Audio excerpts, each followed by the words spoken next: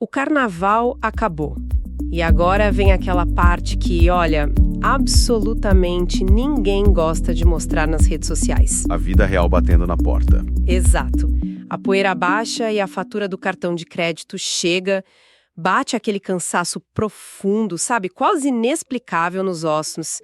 A culpa aparece ali, bem silenciosa. O peso na balança muda. Muda. E a realidade do extrato bancário te encara de frente, assim, sem filtro nenhum. Se há a sensação de que houve exagero, seja financeiro, físico, mental, a nossa conversa de hoje é exatamente para acolher isso. É o momento de colocar os pés no chão. Ninguém fala disso, mas todo mundo sente. Talvez isso já tenha acontecido com você no passado, ou talvez esteja acontecendo exatamente agora. E se isso ainda não aconteceu, uma hora acontece. Com certeza. É natural do ser humano escorregar de vez em quando. A gente não é de ferro. E sabe o que mais pesa nesse exato momento?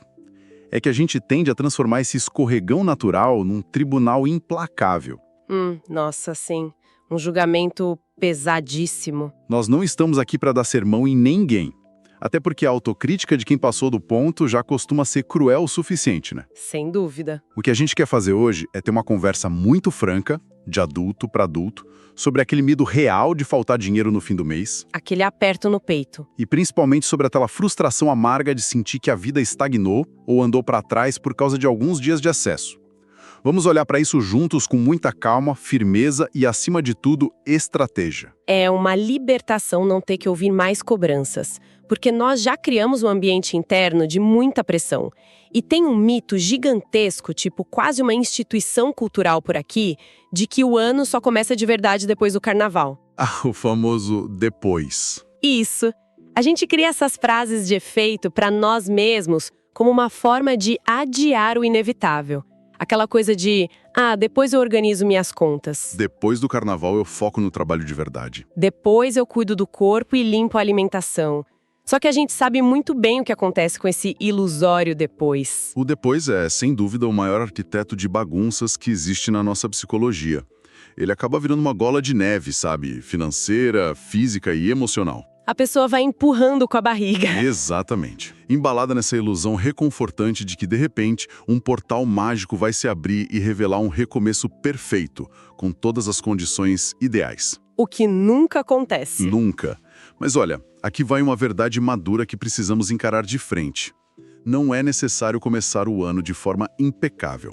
A perfeição não é apenas uma armadilha, ela é profundamente paralisante. É verdade. O que você realmente precisa dominar não é a arte de não errar, mas a habilidade de saber se recompor. Se recompor, essa palavra muda o jogo completamente, porque o conceito central que amarra a nossa conversa hoje é o que chamam de lei da recomposição. Uma lei fundamental. E o que me chamou muita atenção é que a proposta não é viver numa redoma de vidro com medo de tomar decisões ou desviando de todos os erros possíveis. A lógica é totalmente outra, né? É outra porque se baseia na realidade, não numa utopia. Se a gente conectar isso com a visão maior de crescimento pessoal e inteligência emocional, a gente percebe que quem cresce de verdade não é a pessoa que nunca cai. Esse ser humano infalível simplesmente não existe. Fora dos perfis editados da internet, não mesmo. A verdadeira métrica de quem avança na vida, e isso se aplica com perfeição tanto às finanças quanto à saúde, é conseguir reduzir o tempo da queda. Reduzir o tempo. Trata-se de saber voltar rápido ao prumo. É bater no fundo, reconhecer o impacto e já usar esse próprio chão para pegar impulso e subir de novo. Em vez de ficar lá embaixo lamentando, pegando uma pá e cavando um buraco ainda mais fundo. Na teoria, pegar esse impulso soa muito inspirador. Mas na prática, quando a gente percebe o tamanho do exagero, a reação automática não é estratégica. Nem um pouco. A primeira coisa que bate é o modo culpa.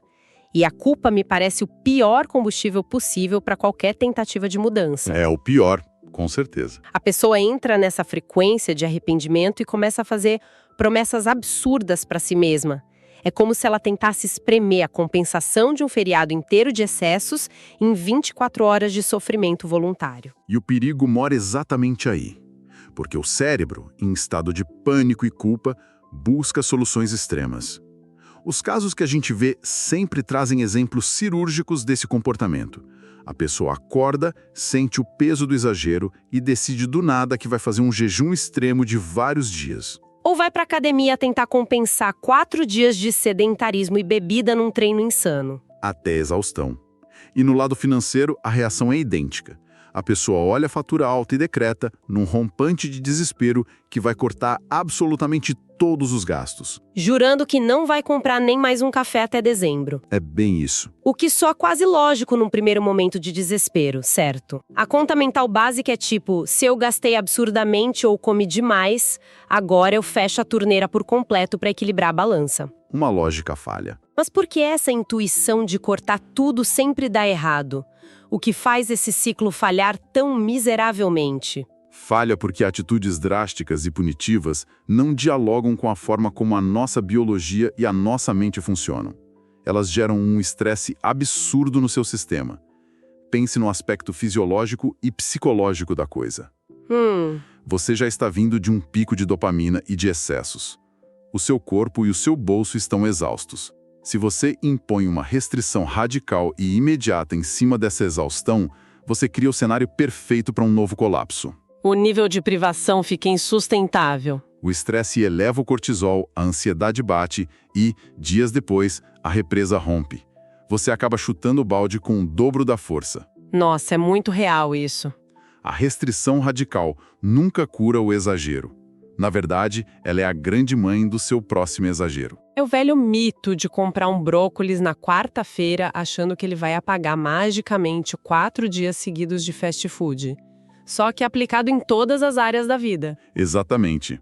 E o mais interessante é como a gente pode aplicar essa recomposição na prática, quebrando esse ciclo de punição. Existem 3 frentes essenciais. Vamos conversar sobre a primeira, a recomposição financeira. Onde a dor é mais aguda para muita gente. A regra de ouro aqui é fazer o ajuste sem drama. Mas vamos ser muito honestos, quando a pessoa precisa abrir o aplicativo do banco e o limite está estourado, o pânico é quase físico, né? É um suor frio. Aquele segundo em que a tela está carregando o saldo é de puro terror. Como a gente quebra essa paralisia inicial para conseguir dar o primeiro passo? É o passo que as pessoas mais evitam porque a ignorância financeira parece um abraço quente no curto prazo. Ah, se eu não olhar, não existe. Mas existe e cobra juros. Exato. O antídoto para esse terror paralisante é a clareza absoluta. Você precisa abrir o extrato, olhar linha por linha e somar o estrago. Fazer a matemática real. Sem drama emocional. Isso. Agir sem drama significa olhar para esse número apenas como um dado e não como uma sentença definitiva sobre o seu valor ou o seu caráter. Não é para olhar para a fatura estourada e pensar que você é um desastre e que nunca vai conseguir prosperar. Separar a emoção da matemática. É apenas um número vermelho numa tela.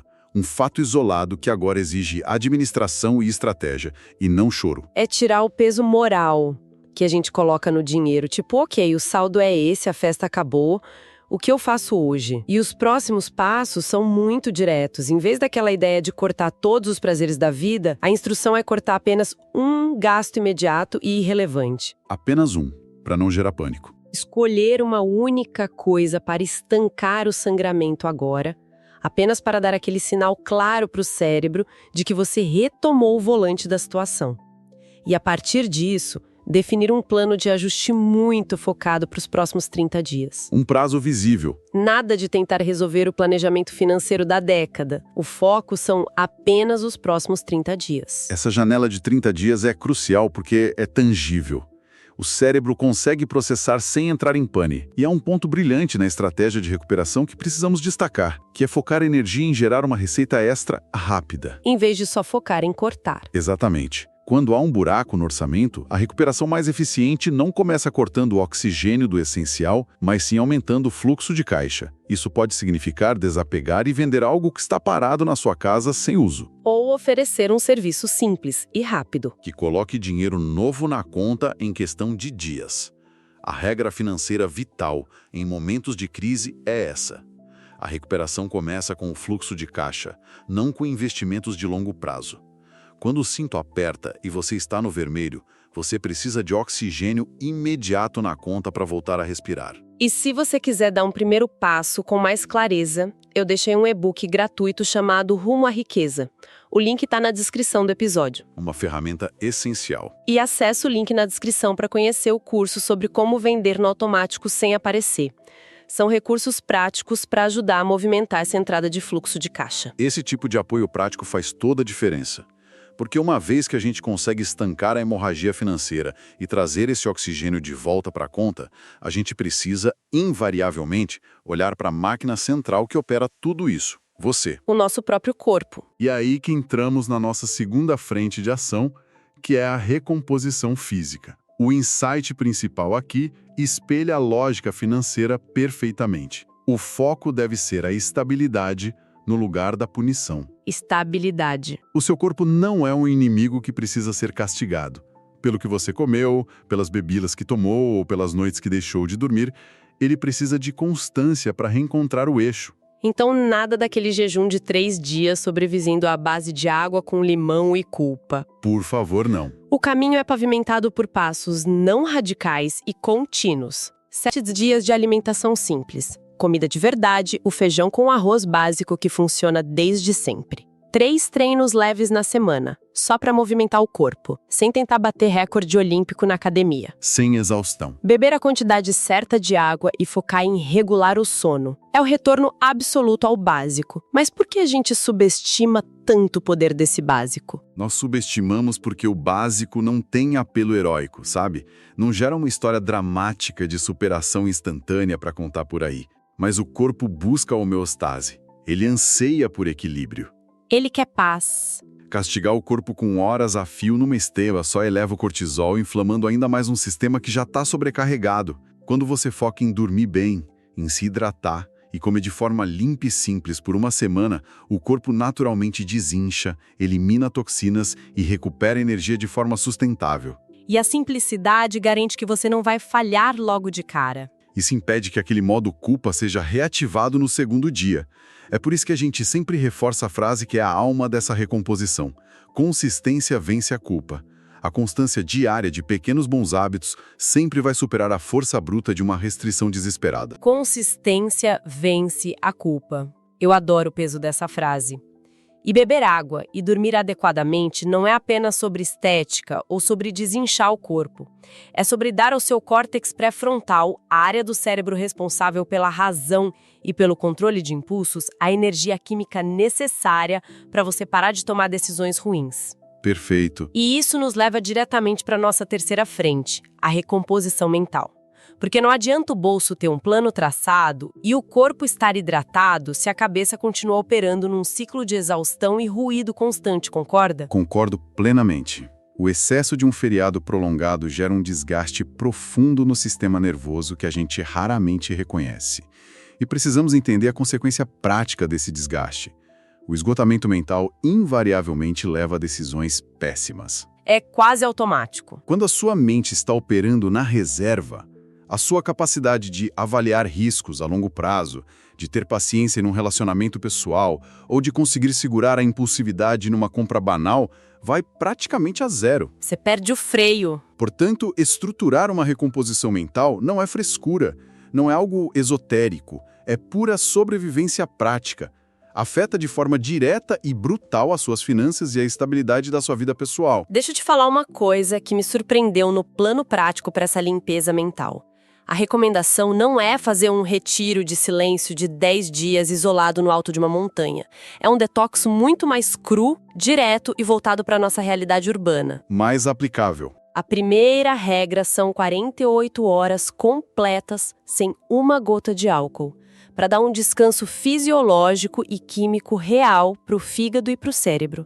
E a segunda regra, que hoje em dia me parece o maior de todos os desafios, 48 horas sem comparação. Sem comparação significa desativar de forma consciente os gatilhos que fazem você se sentir inadequado ou inferior em relação à vida supostamente perfeita dos outros. As redes sociais. Na prática da vida moderna, isso quer dizer fechar as redes sociais por 2 dias. Faça as contas. Você vem de um período onde gastou além do limite, está fisicamente exausto, sentindo o peso das consequências. E aí você abre o feed e dá de cara com vidas editadas, férias impecáveis e sucessos irretocáveis. É covardia. Esse contraste é um veneno de ação rápida para sua saúde mental. Cortar essa comparação artificial é o que permite devolver o foco para o seu próprio centro, para a sua própria realidade. Além disso, há um complemento nesse detox que soa absurdamente simples, mas que é um verdadeiro choque de realidade nos dias de hoje. Uma caminhada de 20 minutos em sua própria companhia. Fundamental. E detalhe, sem fone de ouvido, sem música, sem áudios no WhatsApp, sem ninguém do lado. Apenas caminhar. Hoje em dia, a ideia de ficar 20 minutos a sós com os próprios pensamentos parece assustar muita gente. Assusta porque não estamos mais acostumados com o vazio. Mas essa caminhada solitária é fundamental, porque o silêncio reorganiza. O silêncio é uma ferramenta de manutenção cerebral. Manutenção pura. Nós passamos os dias imersos num volume de ruído e estímulo constante. Em épocas de festa, esse ruído é multiplicado por 1000. São músicas altas, multidões, luzes, notificações ininterruptas. Quando você se força a caminhar em silêncio absoluto, apenas sentindo os próprios passos, você abre espaço para o seu cérebro processar o acúmulo de informações. A poeira assenta. Você permite que a poeira emocional baixe e recupera a clareza analítica necessária para tomar aquelas boas decisões financeiras e pessoais que mencionamos antes. É a pausa sagrada para recalcular a rota sem nenhuma interferência externa. E por falar em cuidar do nosso entorno e recalcular rotas, envie esse episódio para alguém próximo de você. Porque às vezes a pessoa está do nosso lado e a gente nem imagina o que ela está passando. Uma guerra silenciosa. Pode ser uma angústia enorme com o extrato bancário ou um cansaço mental que ela não sabe como verbalizar. Segue o Sucesso Assertivo 1M aqui no podcast e também o Sucesso Assertivo no Instagram. Fortalecer essa rede de apoio faz toda a diferença quando estamos tentando encontrar o nosso eixo novamente. E para não deixar todo esse conhecimento evaporar assim que essa conversa terminar, nós precisamos transformar essa reflexão em ação. Porque só vira transformação quando vai para a prática. Exatamente. Por isso, nosso mini desafio de hoje, para quem está ouvindo, é muito direto. Escolha apenas uma coisa para corrigir no dia de hoje. Apenas uma única tarefa. Não tente abraçar o mundo. Pode ser encarar aquela dívida pequena e mandar uma mensagem para tentar renegociar. Pode ser colocar o tênis e fazer um treino leve no fim da tarde. Ou até chamar alguém para ter aquela conversa pendente que está sugando a sua energia mental há semanas. A regra de ouro aqui é inegociável. A recomposição sempre começa pequena. O foco em apenas uma coisa é a chave. Se você acordar motivado e tentar resolver a pendência financeira, correr 10 quilômetros no parque e solucionar um conflito familiar, tudo na mesma tarde, você vai fatalmente escorregar de volta para o erro comum do colapso. Por excesso de exigência. O simples ato de escolher e resolver uma única pendência devolve para você a percepção de controle sobre a própria vida. E é essa pequena vitória que te dá o combustível e a motivação para no dia seguinte acordar e resolver a segunda coisa da lista. O veredito final que a gente tira de tudo isso traz um alívio enorme. O carnaval, as festas, os gastos impulsivos ou qualquer queda e exagero que aconteça na jornada não definem de forma alguma o seu ano. O que define o seu ano e a trajetória da sua vida de um modo geral é a sua capacidade de resposta logo após a queda. A maturidade com que você escolhe acionar a lei da recomposição. O erro é passageiro, faz parte da experiência humana. Todo mundo erra. Mas o tempo que você leva para se perdoar, levantar e retomar a direção é a sua verdadeira assinatura de resiliência. É exatamente sobre encurtar esse tempo de recuperação. E para o nosso próximo encontro, nós vamos puxar um fio muito interessante. Como reconstruir a disciplina depois de perder totalmente o ritmo? Porque uma vez que você respira e se recompõe, você precisa saber como engatar a primeira marcha de novo. Sem deixar o motor da motivação morrer no meio da subida. A disciplina é uma estrutura que a gente constrói, perde e reconstrói. Será uma conversa fundamental. Mas antes de encerrarmos, eu queria deixar uma provocação que fica nas entrelinhas de tudo isso. Nós focamos em como limpar a bagunça do excesso. Mas e se a gente invertesse a perspectiva? Como assim? Muitas vezes, Esse exagero profundo que cometemos nas festas não é motivado apenas pelo prazer genuíno de celebrar. Às vezes, o excesso é uma fuga inconsciente, uma válvula de escape desesperada de uma rotina diária para a qual nós não suportamos a ideia de voltar. Nossa, isso é forte. Se o feriado foi usado como uma rota de fuga anestésica, talvez a reflexão mais importante não seja apenas como consertar as contas hoje, mas sim, o que exatamente na sua vida normal te faz querer fugir com tanta intensidade. Uma reflexão para levar para o travesseiro. Avaliar isso com honestidade pode ser a chave definitiva para não precisar de tantas recomposições dolorosas no futuro. Uma provocação fortíssima e um convite aberto para avaliar o próprio cenário. E para fechar, é fundamental lembrar sempre que a nossa busca por organizar os hábitos e a rotina nunca é apenas sobre o dinheiro pelo dinheiro. A renda, no fim das contas, é apenas um meio. O controle financeiro e o equilíbrio emocional servem justamente para garantir que você não seja refém das circunstâncias. Liberdade, escolhas e paz são o verdadeiro objetivo. Liberdade começa quando você decide agir. Um passo hoje vale mais do que 1000 planos amanhã. Com certeza. Te vejo no próximo episódio. Fiquem com Deus, um forte abraço e até mais.